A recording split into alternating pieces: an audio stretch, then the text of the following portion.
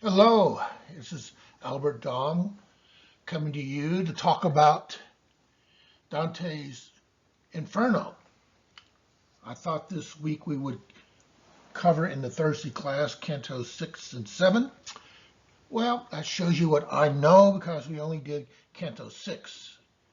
One reason for that was a unexpected, really good question that I will incorporate in this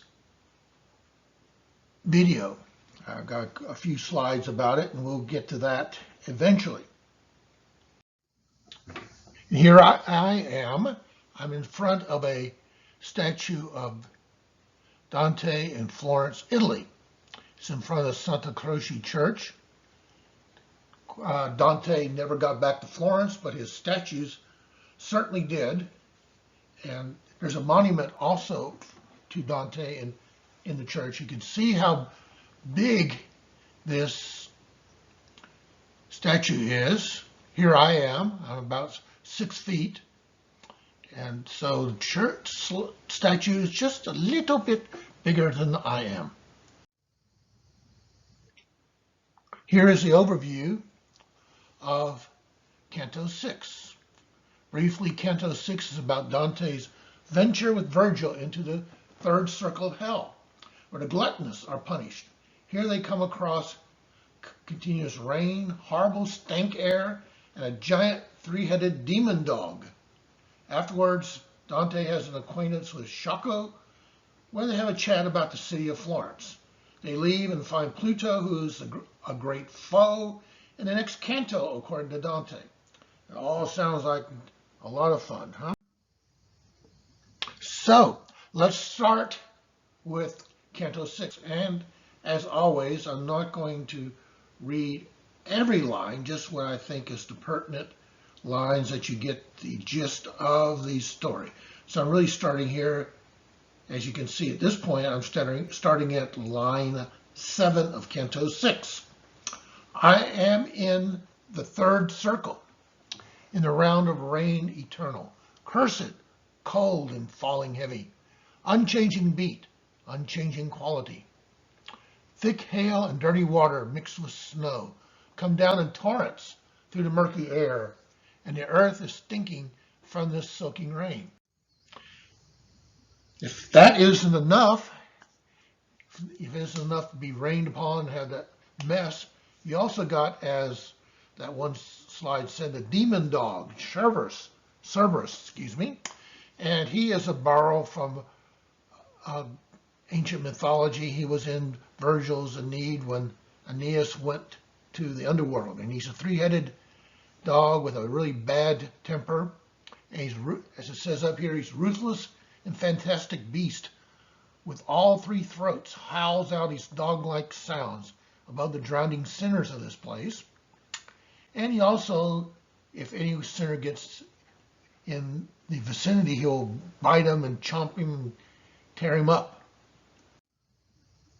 Well, when you get in this circle, what are you going to do? You got this nasty animal guarding it. Well, Virgil, the guide, then my guide, his palms expanding on the ground, thence filled with earth raised him and cast it into his ravenous maw.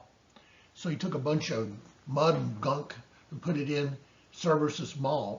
And this is maybe a bit of a parody of what happens in Virgil's Aeneid, where the hero takes some nice stuff, some sweets, some cookies or cakes or something, and uses it to tempt Cerberus. Here, Cerberus is just fine with mud and nothing much else. And it tells you a little bit about Cerberus. Now, another things I got about Cerberus, I've got some rare photos I want to share with you that you don't often see about Cerberus. This first one is a baby Cerberus. You see him as a little puppy. Very cute, isn't he? Also, the next slide will show something else, in that various other monsters were considered as guardians to the circle and before they chose Cerberus. And here's a picture of one of the candidate monsters. This is Cerberus, Well, a three-headed black cat just really, I think after everyone considered things, a three-headed cat just was not, didn't really have the umph or terror of a three-headed vicious dog. So we ended up with Cerberus. All right, back to Canto 6. And now we're on line 34. We walked across this marsh of shades beaten down by the heavy rain, our feet pressing under emptiness that looked like human form. Each sinner there was stretched out on the ground, except for one who quickly sat up straight, the moment that he saw us passing by.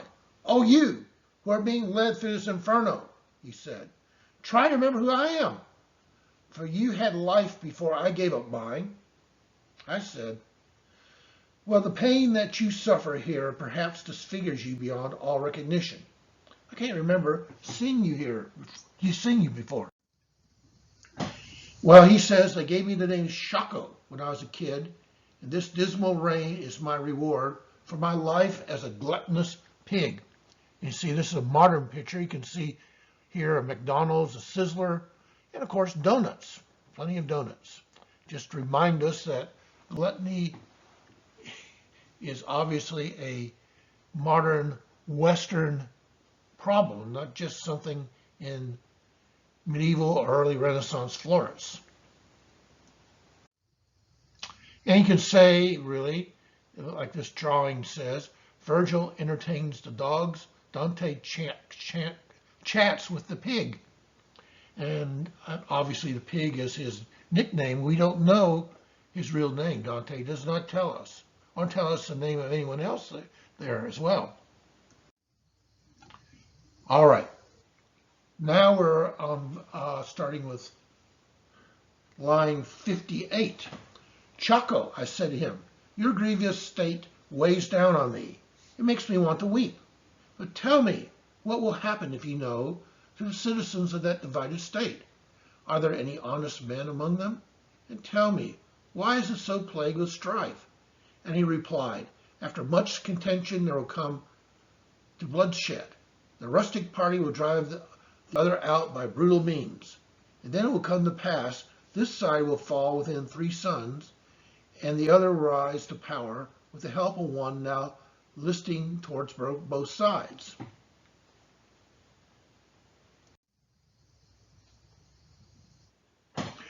For a long time, they will keep their heads raised high, holding the others down with crushing weight, no matter how these weep or squirm for shame. 2 just men there are, but no one listens, for pride, envy, avarice are the 3 sparks that kindle in men's hearts and set them burning. With this, his mournful words came to an end.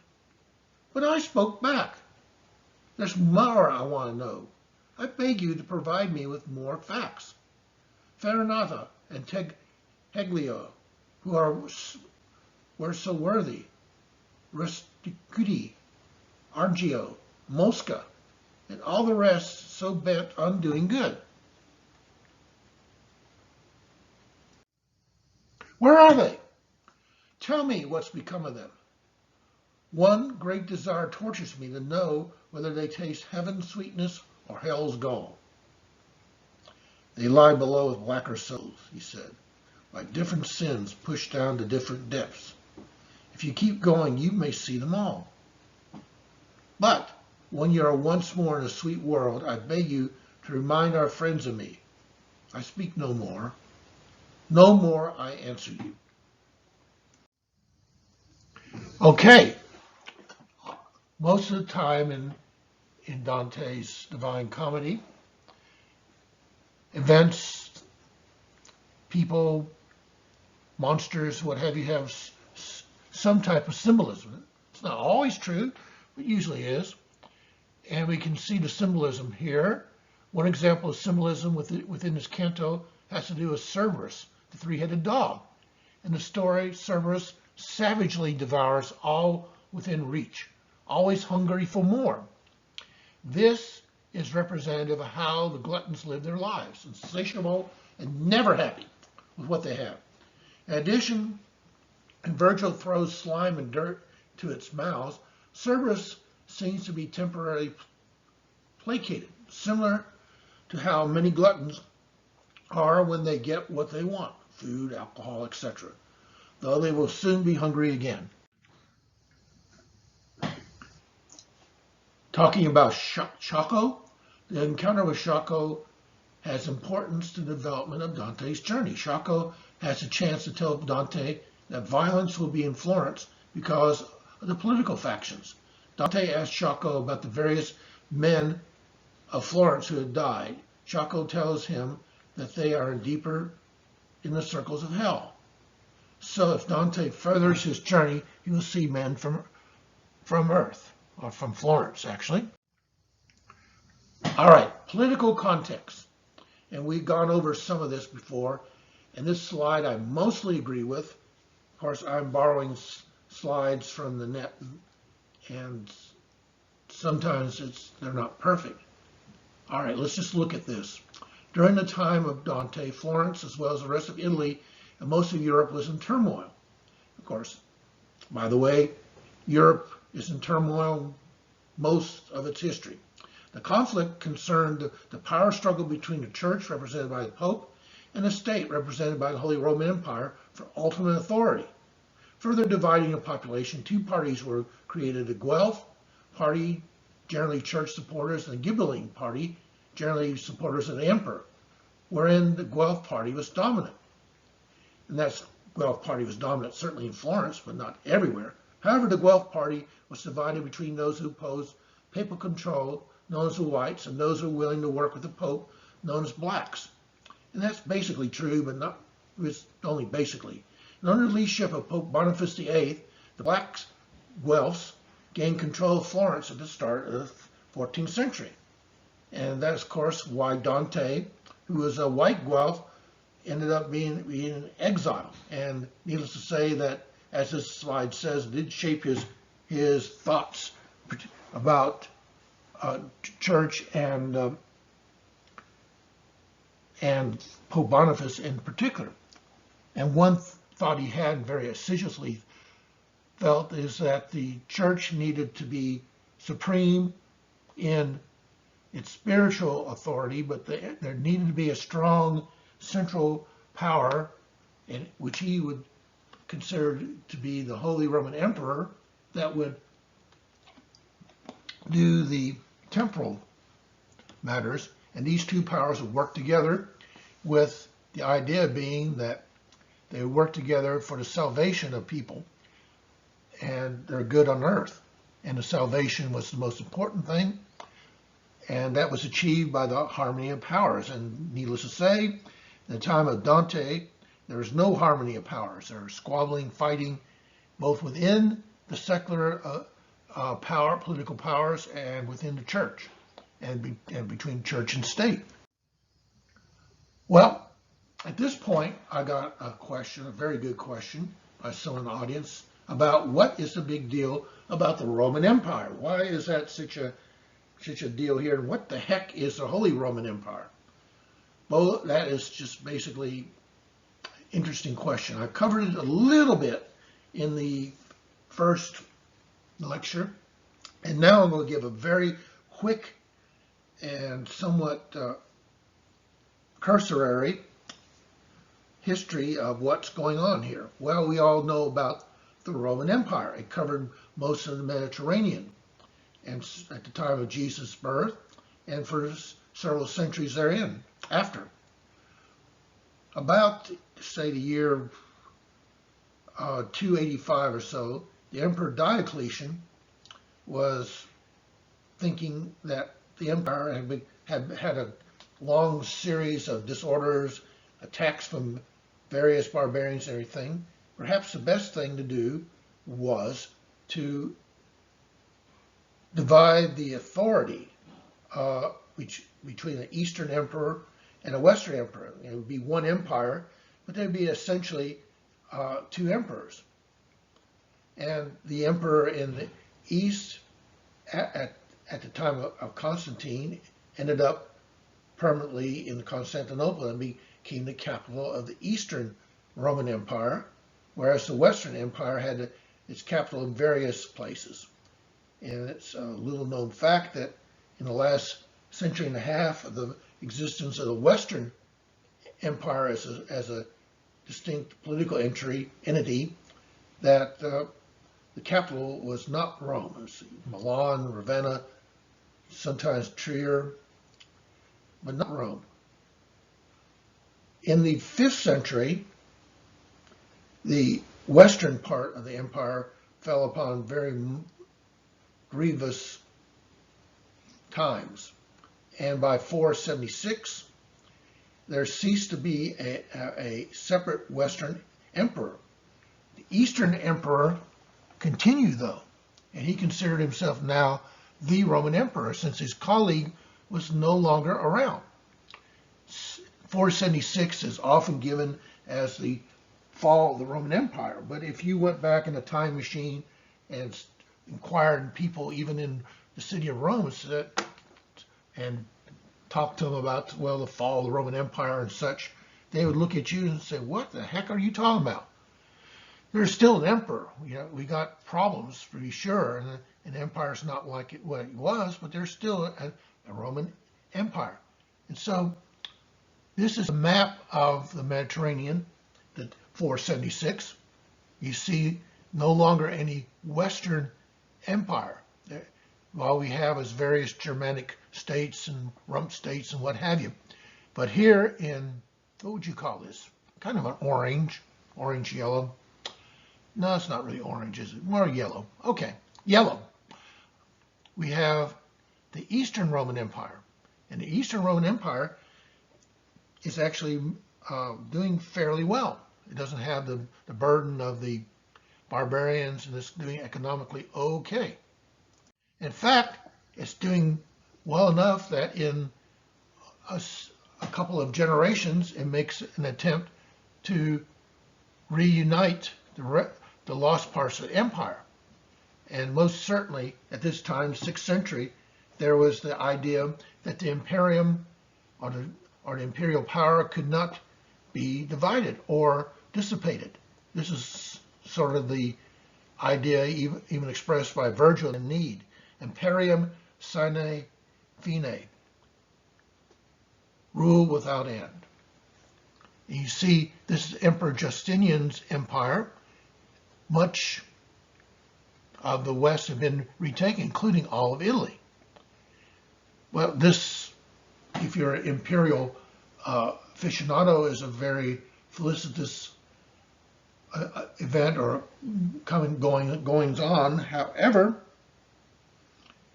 it had several setbacks towards the end of the 6th century and certainly into the 7th. One of them being the horrendous plague during the time of Emperor Justinian that crushed the economy, reduced the manpower.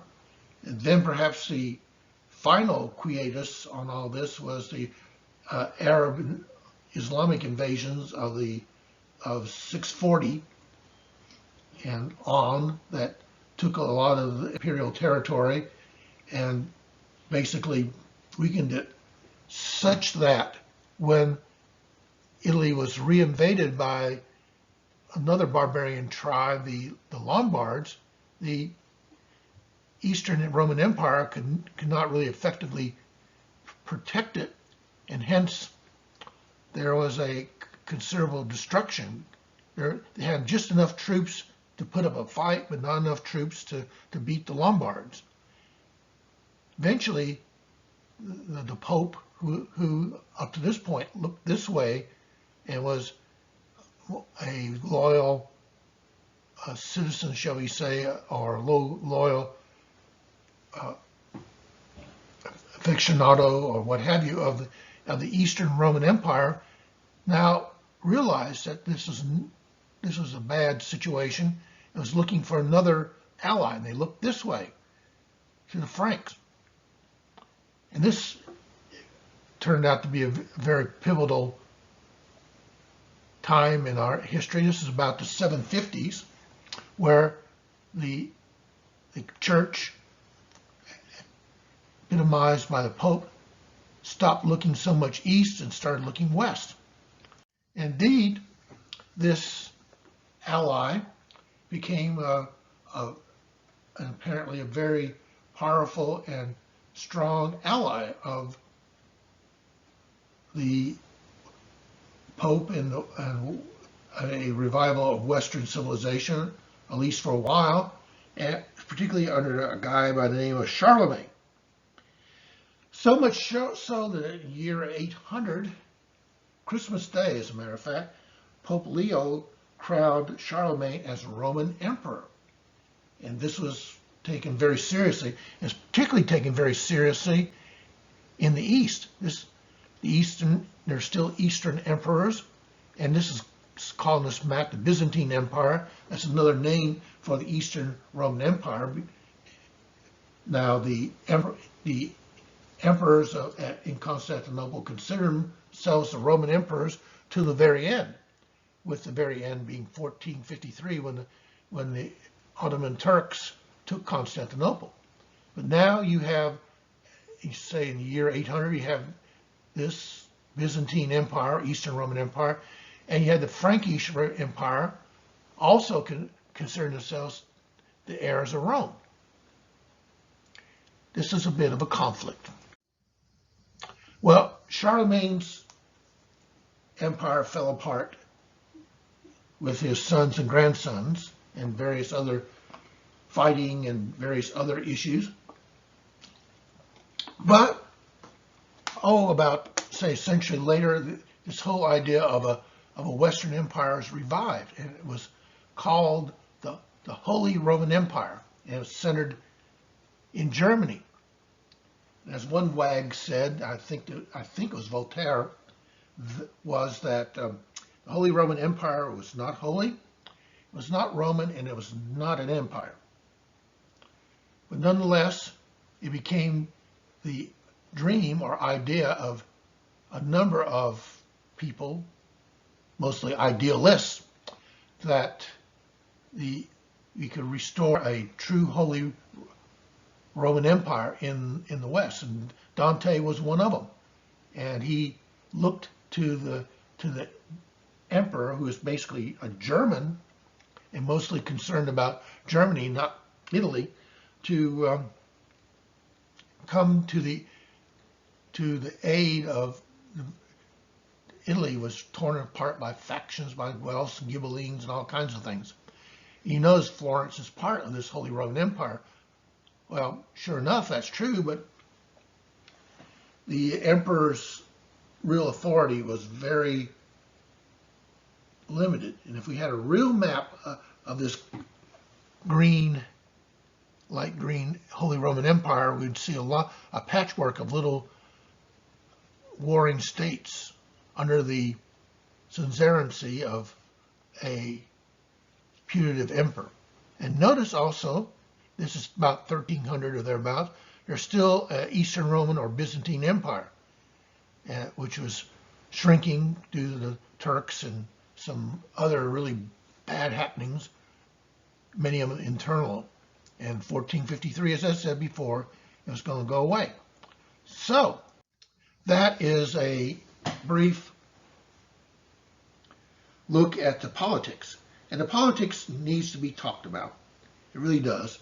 You notice that Dante is here with the gluttons. Well, he doesn't start talking about eating too much pizza or really chowing down on chocolates or what have you. He talks about politics. And that's not accidental. It's very little that Dante puts in this poem that's accidental or just a mistake in general. And there's a reason.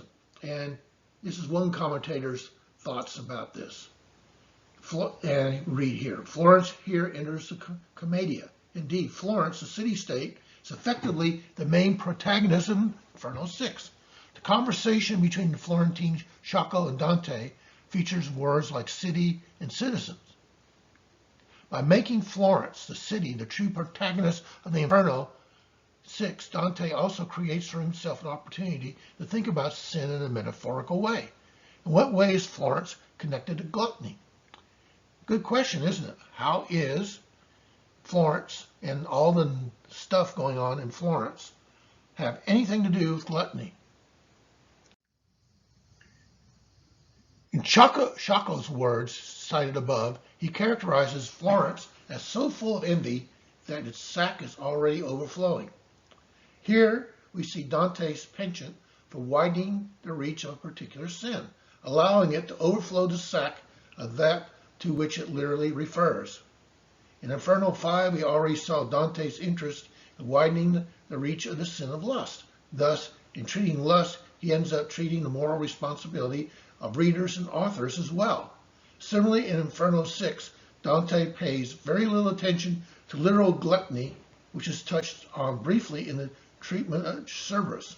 Instead, Dante moves from literal gluttony to metaphorical gluttony. Thus, from literal gluttony, he moves to the lust for wealth and power that is at the root of the factional politics that divide and destroy the city.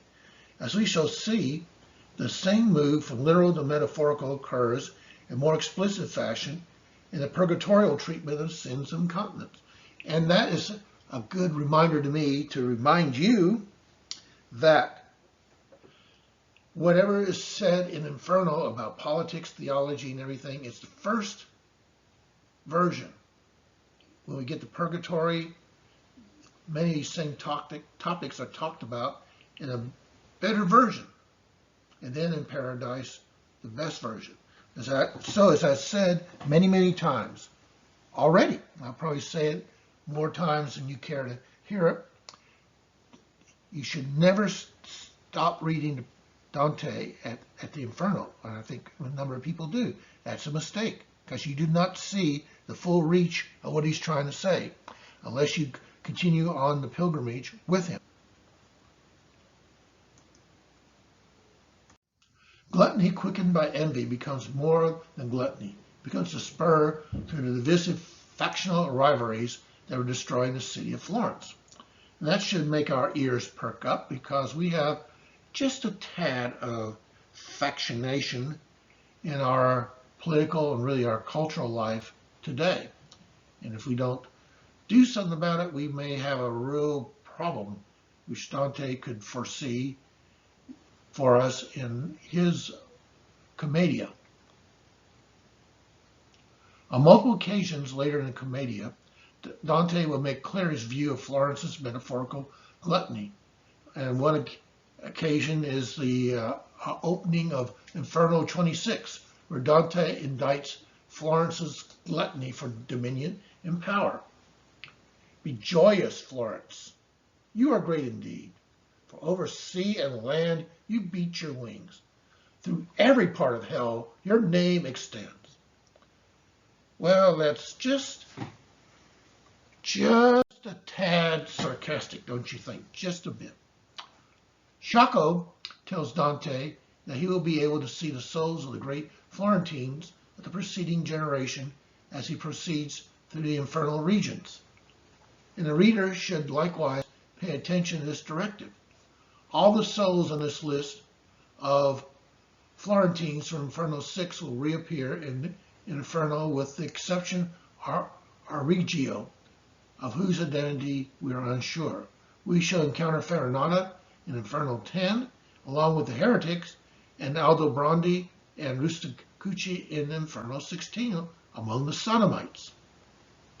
The last soul on this list, Dei Lamberti, who died in 1242, appears in Inferno 28, among the sowers of discord. He is blamed for having sown the division and hatred among the Florentines that led to factional division and strife in the city.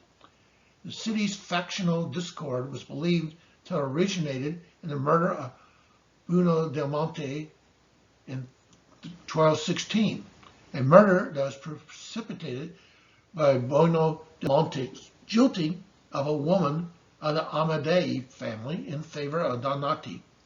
Mosca's sin was to have counseled the Amadei to take their revenge, not in the form of a beating or mutilation, but to kill the guy outright and have done with it, an act which was a seed of evil for the Tuscans. Well, all right, so all this taken together, all this nefarious behavior over many generations of Florentines resulted in a divided city that Dante deplores in Inferno 6. In effect, Dante starts the history of Florence in Inferno 6 the situation of contemporary Florence, the city from which he was exiled in 1302. It then works backwards through time through the Inferno, ultimately coming in Inferno 28 to that evil seed that bears the bitter fruit of Inferno 6. In his first presentation of Florence in the Commedia, Dante is thus profoundly historical, laying the groundwork for showing, as he will do throughout the Commedia, that the factional violence of his day had its roots in a century of wrongdoing. And again, that should just perk up our ears. I mean, if we want to continue our factionation as a country, if we continue it long enough, we'll have a several generations that have been brought up in conflict.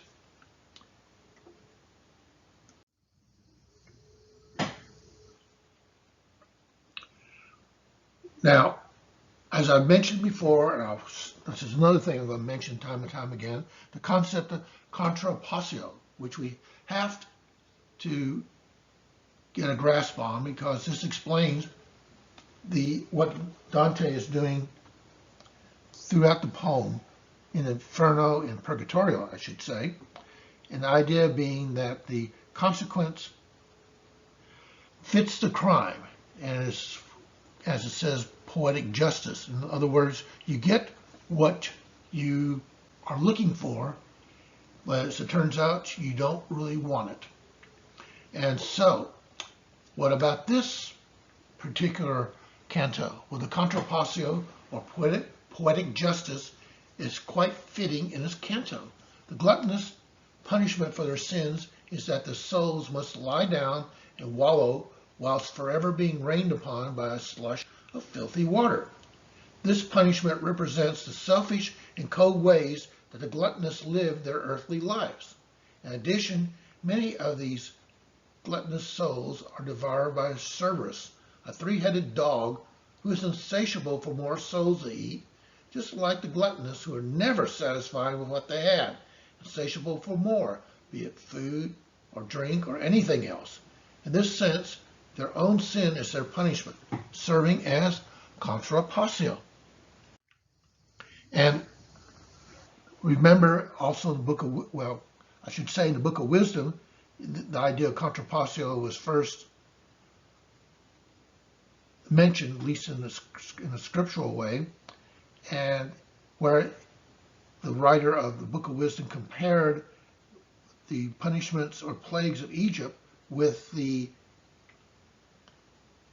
same thing working for the good of the Hebrews.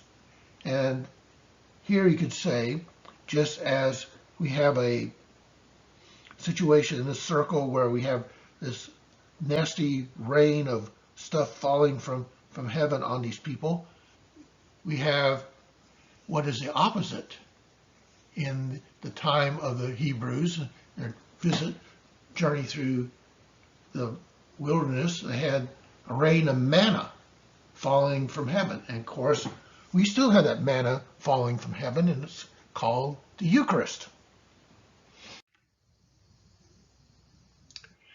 Let us continue now with Canto 6. But when you are once more in that sweet world, I beg you to remind our friends of me. I speak no more. No more I answer you.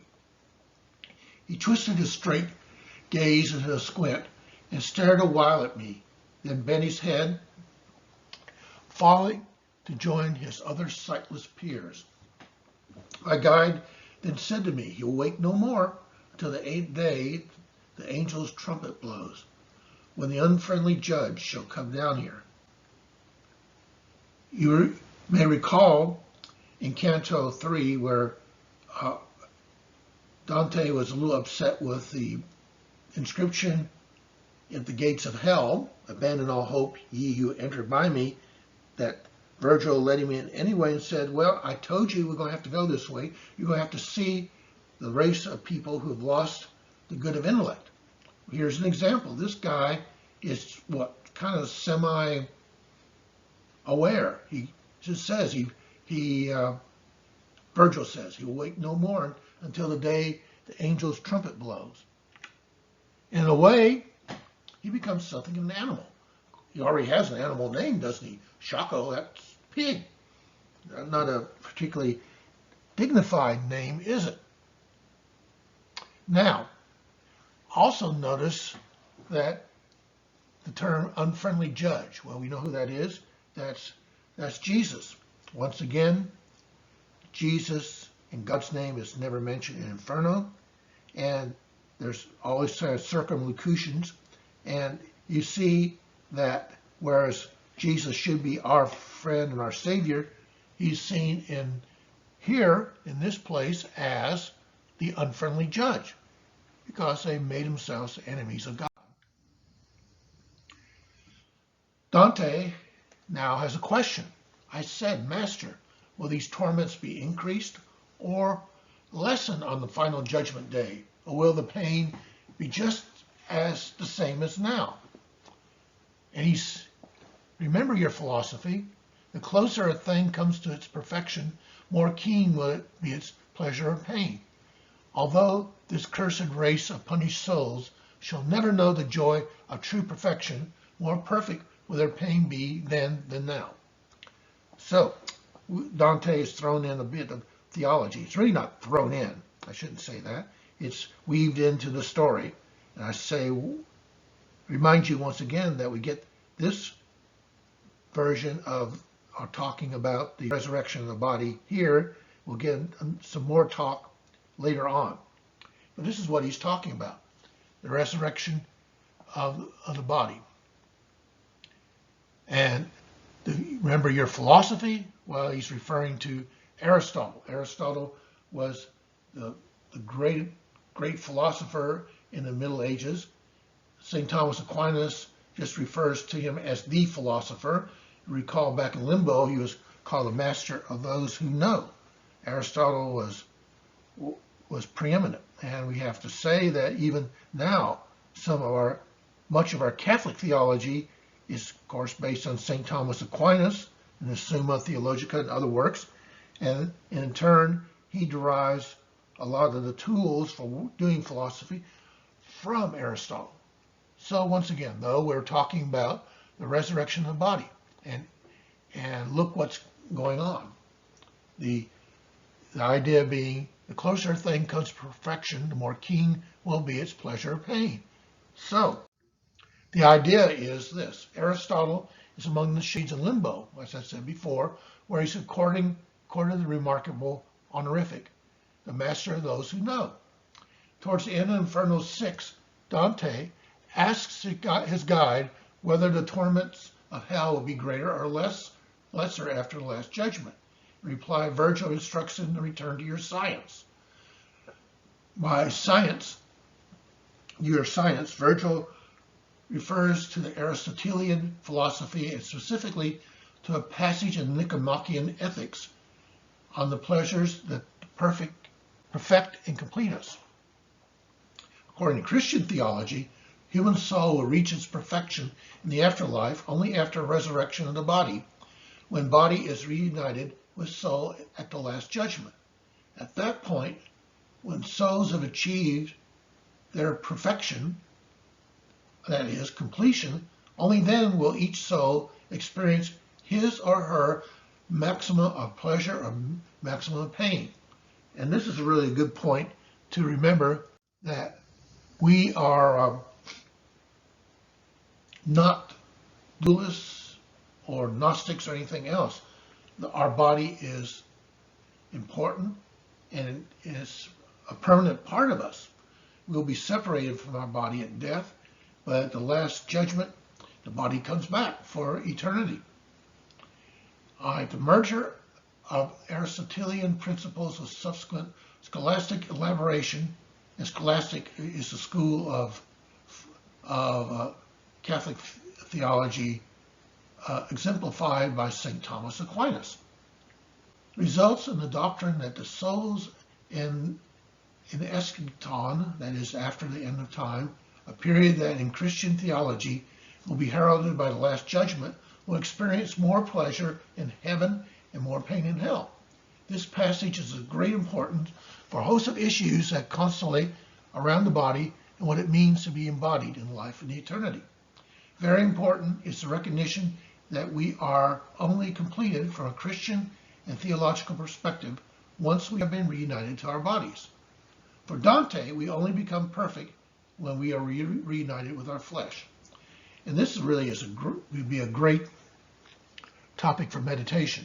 Just this whole relationship of soul and body. And it's not very simple, but and as this point makes, the passage is of great importance for a host of issues. Indeed it is. And so with that, we will end for this week, and I'll take my leave. Thank you very much.